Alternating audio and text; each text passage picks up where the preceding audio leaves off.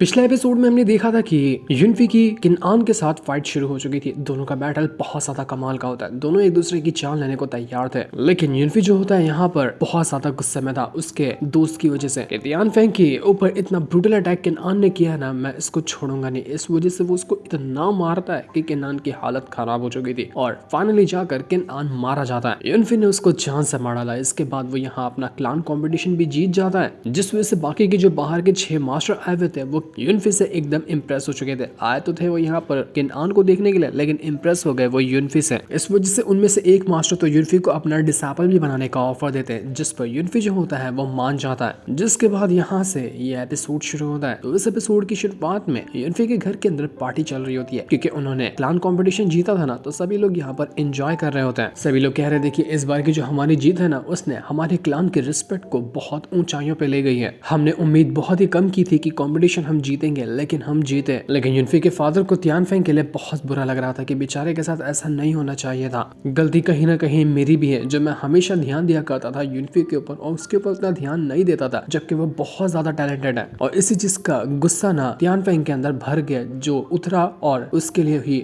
नुकसानदेह साबित हुआ। तो उसकी जो हालत हुई ना, उसका कहीं ना कहीं जिम्मेदार मैं ही हूँ। तो युनफी कहता है कि नहीं फादर, आप पूरी तरह से इस चीज का जिम्मेदार नहीं है। आपको अपने ऊपर ना बोझ लेने की जरूरत नहीं कि आपकी वजह से ऐसा कुछ हुआ। मेरे तियान फेंग हमेशा से एक दोस्त से बढ़कर भाई की तरह रहा था और हमेशा वो भाई की तरह ही रहेगा। तो बाकी मास्टर युनफी के फादर से कहते कि ठीक है, छोड़िए, जो हो गया हम उसको बदल नहीं सकते। अभी जो हमें मौका मिला है ना खुशी मनाने का, तो उसको मना लेते हैं। तो सारे लोग यहाँ पर शराब वगैरह पीना शुरू कर देते हैं।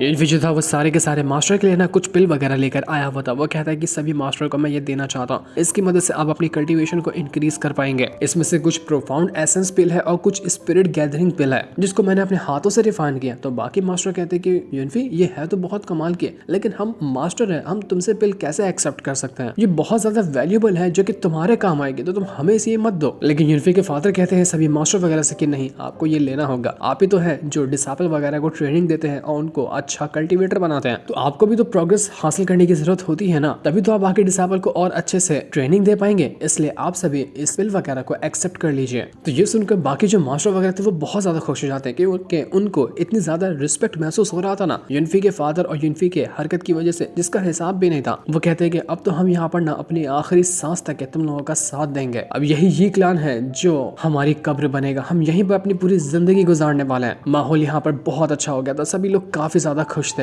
तो इस वजह से वापस से सारे लोग शराब पीना शुरू कर देते कि हमारी खुशी में ये शराब भी तो शामिल होता है। इतना ज्यादा खुश लग रहे थे ना ये लोग, ऐसा लग रहा था कि इनकी खुशी पर नजर लगने वाली है। उधर ब्यूटी ब्लेड और बाकी लोग जो युनफी के दोस्त वगैरह थे ना, वो लोग कह रहे होते कि यार हमने कितने दिनों बाद युनफी को पहली बार इतना ज्यादा खुश देखा है, उसको देखो तो वो कितना खुश लग रहा है। ये बात तो हमारे दिल को छू गई। जब से युनफी के मेरिडियन डिस्ट्रॉय हुए थे, वो एक्टिवेट ही नहीं हो पा रहे थे ना, तब से कभी भी युनफी ने खुश रहना तो बिल्कुल छोड़ ही दिया था। आज जब वो यहाँ पर इतना ज्यादा खुश है ना, तो उसकी खुशी देखकर हमें बहुत अच्छा लग रहा है। और हो भी क्यों ना, उसने किनआन को हराया है, उसने हमारे क्लान को कंपटीशन जिताया और हमारे क्लान की रिस्पेक्ट को बढ़ाया है। इतना जब उसने बड़ा काम किया तो उसको तो खुश होना बनता है। तो ब्यूटी ब्लेड कहती कि सारा काम तो उसने किया, लेकिन एक और भी सबसे बड़ा काम किया उसने किंगलो का दिल जीता है, जो कि इतनी ज्यादा सुंदर लड़की है, उसका दिल कभी किसी पे आता ही नहीं था, लेकिन युनफी ने उसका दिल जीता। तो ये तो सबसे बड़ा अचीवमेंट है उसके लिए। तो ये सुनकर जो किंगलो होती है वो भी शर्मा जाती है कि यार ब्यूटी ब्लेड तुम कैसी बात कर रही हो, युनफी और मेरे बीच में ऐसा कुछ भी नहीं है, हम दोनों सिर्फ अच्छे दोस्त हैं और दोस्त की तरह ही रहते हैं। तो ब्यूटी ब्लेड कहती कि अच्छा तुम्हारी दोस्ती सब नजर आती है मुझे, ज्यादा बातों को घुमाने की कोशिश तो मेरे सामने करना ही नहीं। तो वहीं युनफी जो था वो अपने फादर से कहता कि फादर मुझे ना एक चीज आपसे पूछनी है, उम्मीद है कि आप इसके लिए मना नहीं करेंगे। तो उसके फादर कहते कि युनफी तुम पूछने क्या वाले हो, कुछ अगर सही चीज पूछ रहे हो तो मैं क्यों ही मना करूंगा इस चीज के लिए, तुम बिल्कुल पूछ सकते हो, बताओ कि तुम्हें मुझसे क्या पूछना है। युनफी बहुत ज्यादा शर्माया हुआ था और शर्माते हुए वो धीरे से आवाज में अपने फादर से कहता है कि फादर मैं चाहता हूँ ना कि आप कल ना किंगलो के परिवार वालों के पास जाए और उससे मेरी शादी का रिश्ता मांगे। मैं यही पूछने के लिए आपसे कह रहा था कि आप ये काम करेंगे। मैं किंगलो को पसंद करता हूँ और उससे शादी करना चाहता हूँ। युनफी यहाँ पर किंगलो से अपने मन में ही कहने लग जाता है कि किंगलो देख लेना, इस बार ना अपनी पूरी जिंदगी भर मैं तुम्हारा ख्याल रखने के लिए तैयार हूँ, तो मैं हमेशा प्रोटेक्ट करूंगा, तुम्हारे ऊपर कोई आंच आने नहीं दूंगा। उम्मीद है कि तुम भी इस शादी के लिए तैयार होगी। तो ये सुनकर युनफी के दोस्त तो बड़े खुश होते हैं कि अरे देखो यहाँ पर युनफी ने पहली बार हिम्मत जुटा करना प्रपोज किया है। यार अपनी युनफी के अंदर इतने जिगरा कैसे आ गया, वो डायरेक्ट प्रपोज कैसे कर सकता है, वो भी अपने फादर को कहकर। तो युनफी के फादर कहते कि यार तुमने तो मुझे डबल खुशी दे दी आज के दिन पे। मैं बिल्कुल जाऊंगा और तुम्हारी शादी का रिश्ता ना मांगूंगा। तो ब्यूटी ब्लेड जो थी वो थोड़ी सी नाराज हो जाती है और किंगलू से कहने लग जाती है कि देखा, तुमने कह रही थी कि तुम दोनों के बीच में कुछ नहीं चल रहा है और उसने तुम्हें प्रपोज कर दिया। अच्छी भली मैं लड़की हूँ, इतनी ज्यादा सुंदर भी हूँ, लेकिन उसने मुझे रिजेक्ट किया। काश यूनफी जैसा बंदा मुझे मिल जाता तो मेरी लाइफ सेट हो जाती। किंगलू तो शर्माते हुए वहां से भागी जाती है कि उसको बर्दाश्त ही नहीं हो रहा था सब यहाँ पर उसके बारे में ऐसा कह रहे थे। तो शर्म से पानी पानी हो चुकी थी। तो यूनफी के दोस्त उससे कहते कि अबे देख देख तेरी दुल्हनिया भाग रही है, पकड़ ले उसको। तो जैसे यूनफी जा रहा था उसके फादर उससे कहते कि अबे गधे लड़के, तो इतने सारे लोगों के सामने ऐसी बात कहेगा तो लड़की को तो शर्म आएगी ही ना। रहने तो उसको जाने दे, थोड़ा सा शर्म से पानी पानी हो चुकी है। थोड़ा जब उसको अच्छा लगेगा ना तो वो लौट कर वापस आ जाएगी। तू बैठ आराम से और शराब पीते हैं यहाँ पर। आज हमारी खुशी बहुत ज्यादा हुई है ना, तो हम इसको अच्छे से सेलिब्रेट करेंगे, कल तो इस खुशी को डबल भी करने वाले हैं। तो यूनफी भी शर्माते हुए कहते हैं कि मुझे तो फादर पता ही नहीं था कि प्रपोज कैसे करता है, तो मैंने जिस लगा ना मैंने वैसा कर दिया। ये पहली बार का एक्सपीरियंस था मेरा, लगता है कि मैंने मामला बिगाड़ दिया। तो वहीं किंगलू जो थी ना वो अपने घर की ओर जा रही होती है। रास्ते में वो अभी भी थोड़ा शर्मा रही थी और अंदर से बहुत ज्यादा खुश भी थी, क्योंकि उसको वही तो चाहिए था कि यूनफी कब उसको प्रपोज करेगा। फाइनली यूनफी ने उसको प्रपोज किया। पर जैसे वो वहां से आगे बढ़ी थी वहां पर वही बुढ़िया एल्डर आ जाती है और कहने लग जाती है किंगलू से कि किंगलू, हमारे सू क्लैन ने ना बहुत ही अर्जेंट ऑर्डर भेजा है और ऑर्डर के मुताबिक ना तुम्हें ये सिटी छोड़कर जाना होगा। बहुत जरूरी काम है और तुम्हें ये करना ही है, क्योंकि तुम्हारे सू क्लान वालों ने ना तुम्हारी शादी के लिए किसी और से बात की है जो कि दूसरे क्लान के बंदे हैं। तो तुम वहां जाओ और देखो कि वहां पर क्या बात होती है। तो ये सुनकर तो किंगलू का पूरा दिल टूट जाता है कि मुझे कहीं नहीं जाना, मुझे यहीं पे रहना है, मैं नहीं जा सकती कहीं पे। तो बुढ़िया कहती है कि देखो किंगलू, मुझे पता है कि तुम ना उस यूनफी की वजह से ऐसा कह रही हो, लेकिन तुम्हें पता होना चाहिए कि यूनफी किसी काम का नहीं है और जिससे तुम्हारे फैमिली वाले लोग तुम्हारी शादी करवाना चाहते हैं ना, तुम्हें उससे करनी होगी। अगर तुम्हारे क्लान वालों को जरा से भी भनक लगी ना कि उस यूनफी की वजह से तुम उनके खिलाफ जाने की कोशिश कर रही हो, तो तुम्हारे सू क्लान वाले इस यूनफी के ये क्लान वालों को ना मिटा कर रख देंगे। बेहतर होगा कि अगर उस यूनफी की भलाई चाहती हो, उसके क्लान की भलाई चाहती हो ना, तो सीधा मेरे साथ चलो। पर किंगलू कह रही थी कि मैं कैसे जा सकती हूँ, मैं यूनफी को पसंद करती हूँ, मैं उसको छोड़कर कहीं नहीं जा सकती। पर बुढ़िया कहती कि देखो, तुम्हारी भलाई के लिए और उस यूनफी को अगर तुम जिंदा देखना चाहती हो ना, तो तुम्हें जाना ही होगा, क्योंकि अगर तुमने जाने से इनकार किया तो वो यूनफी भी मरेगा और उसकी पूरी फैमिली मरेगी, वो भी तुम्हारे ही क्लान के हाथों। इसलिए अब फैसला तुम्हारा है कि तुम उनको मरते हुए देखना चाहती हो या फिर उसको छोड़कर जाना चाहती हो। बेचारी किंगलू, अभी तो उसको यहाँ पर खुशी मिली थी, अभी तो वो यहाँ पर इतना ज्यादा खुश थी, सब कुछ महज कुछ पल के अंदर ही खत्म हो गया। तभी उसको वहाँ पर वो जो श्यावडी के शी क्लान के बंदे हैं ना, वो बहुत सारे नजर आते हैं और जो यहाँ पर आ रहे थे और उन्होंने अपना जो रुख किया होता है ना, वो होता है ये क्लान की तरफ, मतलब कि यूनफी के घर की ओर ही लोग जा रहे थे। किंगलू और वो जो बुढ़िया थी वो कहती है कि इतने सारे लोग यहाँ पर रात के टाइम पे आ रहे हैं ना, मुझे ये कुछ ठीक नहीं लग रहा। तो ये सुनकर किंगलू जो थी वो बुढ़िया से कहती है कि देखिए एल्डर, मैं आपके साथ ना जरूर जाऊंगी, लेकिन जाने से पहले मुझे यूनफी से मिलना है, उसको बात करनी है और उसे एक गुड बाय कहना है। और सच कह रही हूँ, अगर आपने ये करने से मुझे रोका ना, तो सीधा मेरी लाश को ही उठाकर यहाँ से ले जाना, मैं जिंदा यहाँ से नहीं जाऊंगी फिर। तो बुढ़िया के पास दूसरा ऑप्शन भी नहीं था, वो कहती कि ठीक है, जाओ और यूनफी को गुड बाय कह दो, लेकिन सुबह की पहली किरण निकलने से पहले ना तुम्हें यहाँ पर लौट कर आना होगा, हम चलने वाले हैं। दूसरी तरफ यूनफी जो था वो अपने फादर के पास आता है और जब वो आकर देखता है ना, तो उसके फादर थोड़े से इमोशनल नजर आ रहे थे। यूनफी अपने फादर से कहते हैं कि फादर सब ठीक तो है ना, आप इतने इमोशनल क्यों लग रहे हैं, आपको बुरा लग रहा है कि मैं ये क्लान छोड़कर जा रहा हूँ शियाओ सेक्ट के अंदर, वहां जाकर ज्वाइन होऊंगा इसलिए। तो उसके फादर कहते हैं कि नहीं, उसके लिए मैं उदास नहीं हूँ, मैं यहाँ पर ना खुश हूँ।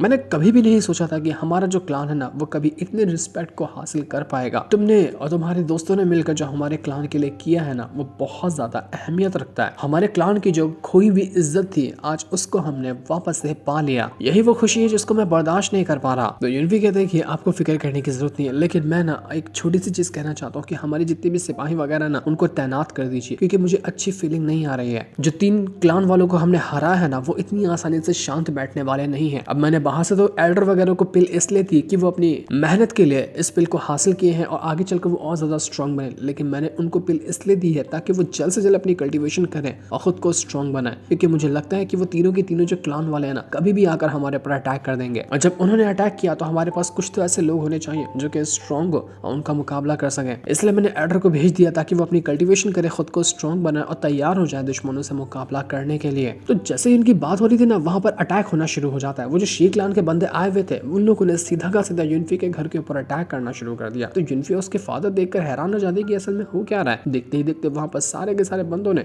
ये क्लान के जितने भी लोग थे ना और डिसाइपल वगैरह थे उनको काट कर मारना शुरू कर दिया था। शी क्लान के बंदे तो सीधा अंधाधुन अटैक करने के लिए पहुंच चुके थे। युनफी भी यहाँ पर अपनी पावर का यूज करते हुए दुश्मनों को मारने की कोशिश कर रहा होता है, लेकिन किसी को समझ ही नहीं आ रहा था कि आखिर ये लोग अटैक करने के लिए आए क्यों है। पर युनफी को पता था कि ऐसा कुछ होने वाला है, इसलिए वो पहले से ही तैयार था। जैसे ये लोग यहाँ पर आए थे उनको सामने वो बाकी के तीनों क्लान जो होते हैं ना उनके एल्डर वगैरह नजर आते हैं।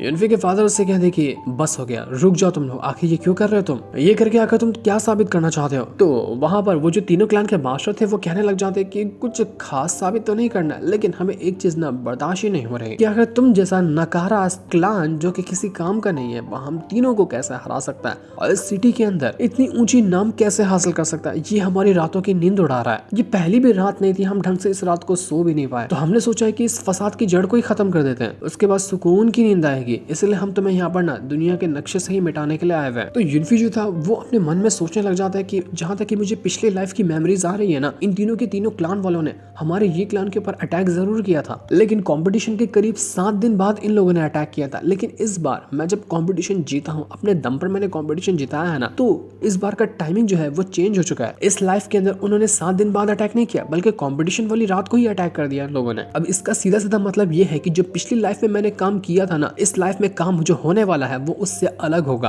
पिछले लाइफ और इस लाइफ की जो बात है वो चेंज हो चुकी है। अब यहाँ की जो रियलिटी बनेगी ना उसको मुझे खुद बनाना पड़ेगा। अब इसमें या तो मेरा क्लान खत्म होगा या फिर मैं सभी को खत्म कर दूंगा। युनफी के फादर कहते हैं कि तुम तीनों की तीनों क्लान वालों ने अपना यहाँ पर आपस में हाथ मिला लिया ना, ताकि हमें यहाँ पर बाहर निकाल सको, हमें खत्म कर सको। तो वो तीनों क्लान के मास्टर कहते हैं कि हाँ बिल्कुल, हम तीनों तो पुराने दोस्त हैं, हमारा बस एक ही मकसद है कि ये क्लान को इस सिटी से हटा देना और तुम्हारी जगहों पर कब्जा करना है। इसके अलावा हमें कोई ज्यादा खास चाहिए भी नहीं। तो इतना कहने के बाद वो लोग यहाँ पर सीधा अटैक करने की तैयारी शुरू कर चुके थे। युनफी अपनी पावर का यूज करते हुए सभी को मारने लग जाता है। तो जैसे युनफी यहाँ से बाकी लोगों को मारने के लिए गया था, वो तीनों की तीनों जो मास्टर होते वो आ जाते हैं युनफी के फादर के ऊपर अटैक करने के लिए, और इनका यहाँ पर बैटल शुरू हो चुका था। अभी तो ये लोग यहाँ पर खुशियां मना रहे थे, अभी यहाँ पर इतना भयंकर बैटल शुरू हो गया। वो युनफी के फादर अकेले तीनों की तीनों मास्टर का मुकाबला कर रहे होते हैं, लेकिन तीनों मास्टर काफी ज्यादा खतरनाक थे। उन्होंने अपनी पावर का यूज करते हुए सभी के ऊपर अटैक करना शुरू कर दिया था। युनफी के फादर को काफी ज्यादा चोट लगती है। वो तीनों की तीनों जो मार्शल स्पिरिट वगैरह थी मास्टर की, उसकी मदद से अटैक कर रहे थे। तो युनफी के फादर भी अपनी फिनिक्स स्पिरिट का यूज करते हुए अटैक कर रहे होते, और जब वो कमजोर होते तो युनफी भी बीच में आ जाता उनका साथ देने के लिए। पर युनफी को रोकने के लिए बाकी के जो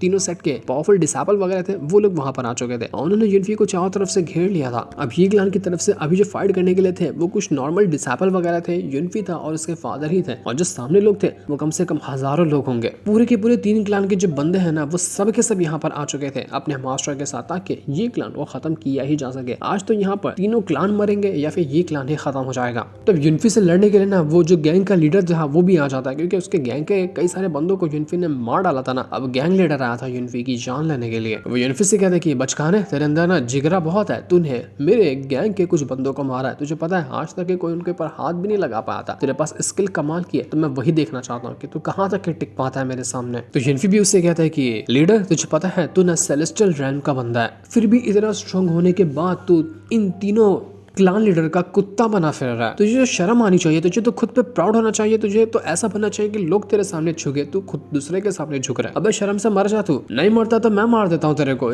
इसके बाद तो युनफी सीधा उस गैंग लीडर के साथ फाइट करने लग गया था। दोनों के बीच में एक कमाल का बैटल शुरू हो जाता है। युनफी तो यहाँ पर गैंग लीडर को खूब मारता है और मार कर वो उसकी हालत खराब कर चुका था, लेकिन फिर भी ये गैंग लीडर इतनी आसानी से हार मारने वाला नहीं था। वो उससे कहता है कि मैंने तुझे अंडर एस्टिमेट किया, तू लूजर नहीं है, तभी तो यहाँ पर मेरे बंदे इतनी आसानी से तुझे मार नहीं पाए और उनकी जान चली गई। तो 2 बंदे जो उसके गैंग के बच गए थे ना, वो दोनों तुरंत वहां पर आते हैं, युनफी को जकड़ लेते हैं और बीच में आकर उस गैंग लीडर ने सीधा युनफी के ऊपर अटैक कर दिया था, जिस वजह से ये अटैक बहुत बुरी तरीके से युनफी को लगता है। और अब तो मार कर वो युनफी की हालत खराब कर चुका था। अब सेलेस्टियल रैल्म का बंदा है, वो अर्थ रैल्म के बंदे को तो कितना बुरी तरीके से मारेगा, वही चीजें यहाँ पर हो रही थी। गैंग लीडर अपनी एक से बढ़कर एक अटैक को यूज करता और सारे उसके अटैक जो थे वो डिमोनिक अटैक थे, और उसकी मदद से वो यहाँ पर युनफी को मारने की कोशिश में लगा हुआ था। जैसे युनफी के फादर उसको बचाने के लिए जा रहे थे, पीछे वो शी क्लान का जो बंदा होता है मास्टर, वो तुरंत आ जाता है और पीछे से आकर उसने अटैक देकर मार दिया था युनफी के फादर के ऊपर, जिस वजह से वो बुरी तरीके से इंजर्ड हो जाते हैं। और अब तो यहाँ पर सारे बंदे महल के अंदर घुसने लग गए थे ताकि अंदर भी जो लोग मौजूद होंगे सबको मारा जा सके। युनफी अपने फादर से कहता है कि फादर आप ठीक तो होना, सब ठीक हो जाएगा, मैं यहाँ पर सब कुछ ठीक कर लूंगा। लेकिन वो लोग जो दुश्मन थे वो कहते हैं कि अबे ठीक नहीं होगा, तुम दोनों मरोगे, तुम्हारा पूरा क्लान आज मरेगा। युनफी को अपने पिछले लाइफ की चीज याद आने लग गई थी जब उसके फादर ने उसको बचाते हुए अपनी जान गंवा दी थी। उन्होंने उससे कहा था कि युनफी तुम भाग जाओ यहाँ से, तब तक कि उनके ऊपर अटैक हो गया था। तो युनफी कहता है कि पिछले लाइफ में तो मैंने अपने फादर को खो दिया था, लेकिन इस बार नहीं, इस बार मैं अपने फादर को नहीं खोऊंगा, चाहे मेरी जान क्यों ना चली, लेकिन मैं अपने फादर को प्रोटेक्ट करके रहूंगा। पर तभी भागते हुए वहां पर जितने भी मास्टर वगैरह थे ना, सब एक साथ आकर पहुंच चुके थे, कल्टीवेशन करने गए थे, लेकिन उनको जैसा पता चला वो सभी अपनी कल्टीवेशन रोक कर तुरंत यहाँ पर पहुंचे अटैक करने के लिए।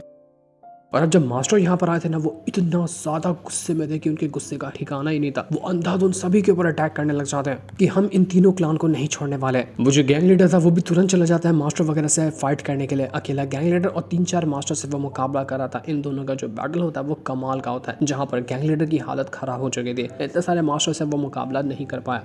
यहाँ पर वो मास्टर कहने लग जाते हैं कि जिसने भी हमारे ये क्लान के ऊपर आंख उठाने की भी कोशिश की ना, उसको गुजरना होगा हमारी लाशों से। अगर हमारे ये क्लान के ऊपर अटैक करना है तो हमसे टकराओ और उसके बाद आगे बढ़ के दिखाओ। सारे के सारे जो मास्टर वगैरह थे ना, उन्होंने अपना अर्थ रैंक का लेट स्टेज ब्रेक थ्रू कर लिया था। सब एक ही कल्टीवेशन लेवल पे पहुंच चुके थे। युनफी के पूरे दोस्त जो होते हैं ना, वो भी अब यहाँ पर एंट्री मार चुके थे। वो सभी अपना वेपन वगैरह लेकर आए हुए थे, जिसके बाद जो हथियार था सब लेकर आ चुके थे ताकि यहाँ पर अटैक किया जा सके। ये बैटल अब यहाँ पर कम होता तो नहीं बल्कि बढ़ता हुआ ही नजर आ रहा था। तो ये तीनों क्लान के जो मास्टर थे ना, वो लोग हैरान रह जाते हैं कि अब इनके पास ना 5 लेट स्टेज के अर्थ रैंक के मास्टर मौजूद है, हमारे पास तो 5 नहीं है। तो ये बैटल तो हमें यहाँ पर ये लोग ही जीतते हुए नजर आ रहे हैं, लेकिन हम इतनी आसानी से रुकने वाले नहीं है। जितने भी मास्टर थे वो तीनों क्लान के बंदों से कहते हैं कि देखो आखिरी वार्निंग है, इज्जत से यहाँ से चले जाओ वरना हम तुम्हें काट डालेंगे। पर तब वहाँ पर एंट्री मारता है ये सिटी का जो गवर्नर होता है ना, वो तो यहाँ पर ये क्लान का दुश्मन नहीं था, लेकिन इन तीनों के तीनों मास्टर ने ना जो क्लान के हैं उन्होंने उसको ऑफर दिया कि अगर तुम हमारा साथ दोगे ना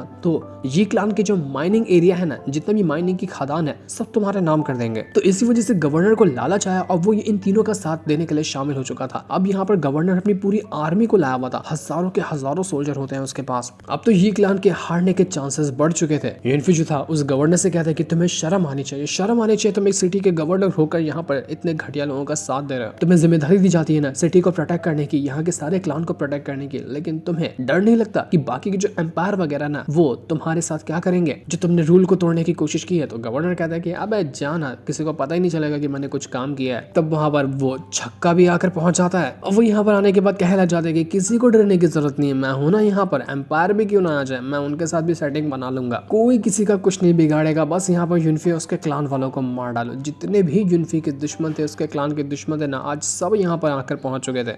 पूरी फील्डिंग सेट थी ये क्लान की आज। वो छक्का तो यहाँ पर गवर्नर से कहता है कि गवर्नर आप जाइए और अपनी पूरी आर्मी को लेकर ये क्लान को डिस्ट्रॉय कर दीजिए, आगे जो भी होगा ना अकेला मैं हैंडल करने के लिए तैयार हूँ, उसको किसी भी चीज की आप फिक्र करना ही नहीं। इसके बाद तो गवर्नर अपनी पूरी आर्मी को लेकर अटैक तैयार कर चुका था ये क्लान के ऊपर। ये क्लान के सभी लोग अपना बैरियर बनाते हुए अपने क्लान को प्रोटेक्ट करने की कोशिश में लगे हुए थे, लेकिन उनका बैरियर कुछ ही पल के अंदर डिस्ट्रॉय हो जाता है और सारे के सारे लोगों के ऊपर अटैक आकर लगने लग गया था। इस वजह से सिपाही वगैरह, युनफी के दोस्त वगैरह जो थे, उनकी हालत खराब हो जाती। कई सारे अटैक जाकर उनको लग चुके थे, लेकिन फिर भी वो यहाँ पर टिके हुए थे। देखते ही देखते यहाँ पर जो दीवारें थी ना वो टूटने लग गई थी ये क्लान की, और अगर ये कुछ टूटा तो पूरा ये क्लान आज ही खत्म हो जाएगा। युनफी कहते हैं कि अगर मैंने कुछ नहीं किया ना तो बहुत बड़ी मुसीबत आएगी। अब मुझे लगता है कि मेरी जो डिसोल्यूशन टेक्निक है ना, मुझे वो यूज करनी होगी जिसका मैं यूज नहीं किया था, लेकिन अगर मैंने इसको यूज करने की कोशिश की ना, मेरी सोल अभी भी उतनी स्ट्रॉन्ग नहीं है, पूरी तरह से डैमेज हो सकती है और उसके बाद शायद मैं कभी जिंदगी में रिकवर ना कर पाऊं। पर मुझे अगर यहाँ पर मेरे क्लान को बचाना है तो डिसोल्यूशन टेक्निक मुझे यूज करनी ही होगी। तो युनफी तुरंत वहां पर बैठ जाता है डिसोल्यूशन टेक्निक को ना कल्टीवेट करने के लिए, ताकि उसको एक्टिवेट करने के बाद वो अटैक कर सके। तो तब तक के बाकी के जो उसके फादर और एल्डर वगैरह थे ना, सब प्रोटेक्शन बैरियर बनाए हुए थे ताकि युनफी को थोड़ा सा टाइम दिया जा सके। तो जैसे यहाँ पर युनफी ये टेक्निक को एक्टिवेट करा था, बाकी जो तीनों क्लान के मास्टर होते हैं वो कहते हैं कि इसको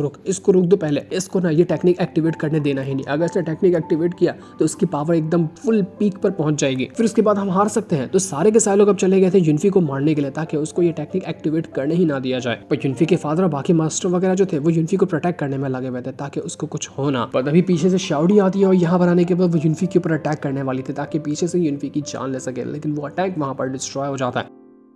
तो सारे के सारे लोग देखने लग गए थे कि अरे अचानक में कौन यहाँ पर आया जिसने युनफी के ऊपर बस अटैक लगने ही वाला था लेकिन उसको रोक दिया, वरना अभी के भी यहाँ पर युनफी मारा जाता, वो डिसोल्यूशन टेक्निक को यूज ही नहीं कर पाता। तब वहां पर एंट्री मारती है किंगलू और किंगलू ने ही यहाँ पर अटैक करते हुए युनफी को बचाया था। तो श्याओडी तो ये देखकर भड़क जाती है कि किंगलू मैं तुझे छोड़ूंगी, तूने बीच में घुस कर ना मेरा प्लान बर्बाद कर दिया। तो अब यहाँ पर श्याओडी और किंगलू के बीच में बैटल शुरू हो चुका था। श्याओडी तो यहाँ पर कुछ कर ही नहीं पाती, उल्टा किंगलू उसको बहुत मारती है। मार मार कर वो श्याओडी की हालत खराब कर चुकी थी, लेकिन श्याओडी भी इतनी जल्दी हार मानने वाली नहीं थी। किंगलू कहती कि किसने भी अगर युनफी के ऊपर आंख उठाने की भी कोशिश की ना, मैं सच कह रही हूँ उसको फाड़ कर रख दूंगी। बेहतर होगा कि तू यहाँ से कल्टी मार ले, अगर युनफी के ऊपर आंख उठाकर देखी तो मैं तुझे छोड़ूंगी नहीं। ये सुनकर यहाँ पर श्याओडी कहती कि अबे आंख उठाने की बात तो छोड़, मैं तेरे सामने उसको काट डालूंगी, इतने टुकड़े करूंगी तू महीने भर गिनते रहेगी। वैसे भी अगर मैं यहाँ पर तुझे मार डालू ना तो युनफी तो वैसे ही यहाँ पर तकलीफ से भर जाएगा, वो इतना दर्द में होगा कि हमें उसको मारना आसान हो जाएगा। तो पहले तेरा ही खेल खत्म करती है। वो तुरंत चली जाती है श्याओडी के ऊपर अटैक करने के लिए और इन दोनों का बैटल वापस से शुरू हो चुका था। दूसरी तरफ युनफी अभी तक अपनी टेक्निक को एक्टिवेट कर रहा था और बाकी लोग अभी तक उसके पास पहुंच ही नहीं पाए थे। सभी को लग रहा था कि हमें कुछ ना कुछ तो करना पड़ेगा युनफी को ये टेक्निक एक्टिवेट करने से रोकने के लिए। तो छक्का जो होता है वो अपने एडर से कहता है कि एडर जाइए और किसी भी हालत में मुझे युनफी को मरा हुआ देखना है, उसको मार डालिए। तो उसका एडर तुरंत चला जाता है युनफी को मारने के लिए। वो सीधा जाकर बीच में घुसता है और उसके फादर जो प्रोटेक्ट कर रहे थे ना युनफी को, उसको भी तोड़कर युनफी के पास पहुंच चुका था ताकि वो युनफी की जान ले सके। युनफी के आसपास भी ना उसके ऑरा की मदद से एक बैरियर लगा हुआ था। वो एडर कहने लग रहा था कि मैं भी तो देखूं कि कब तक तू मेरे पावर से अपने आप को बचा पाता है, अभी मैं तुझे जान से मार डालूंगा, तू टेक्निक तो भूल जा, तू जिंदा ही नहीं बचेगा। तो उसका जो अटैक था सीधा युनफी को जाकर लग चुका था। युनफी ने अभी तक अपने अटैक जो टेक्निक यूज करने वाला था उसको एक्टिवेट भी नहीं किया था, तब तक उसको अटैक लग चुका था। युनफी कहता है कि नहीं, मुझे नहीं लगता कि मैं अपनी डिसोल्यूशन टेक्निक को यूज कर पाऊंगा, मेरा क्लान अब खत्म होने वाला है, पर मैं रुकूंगा नहीं, मैं फिर से कोशिश करूंगा। लेकिन हमें नहीं दिखाया जाता कि युनफी क्या यहाँ पर डिसोल्यूशन टेक्निक को यूज कर पाएगा और अपने क्लान को बचा पाएगा। यह हमें पता चलेगा नेक्स्ट एपिसोड के अंदर, जिस सीन को दिखाते हैं। साथ ही ये वाला एपिसोड यहीं पर एंड हो जाता है। Thanks for watching.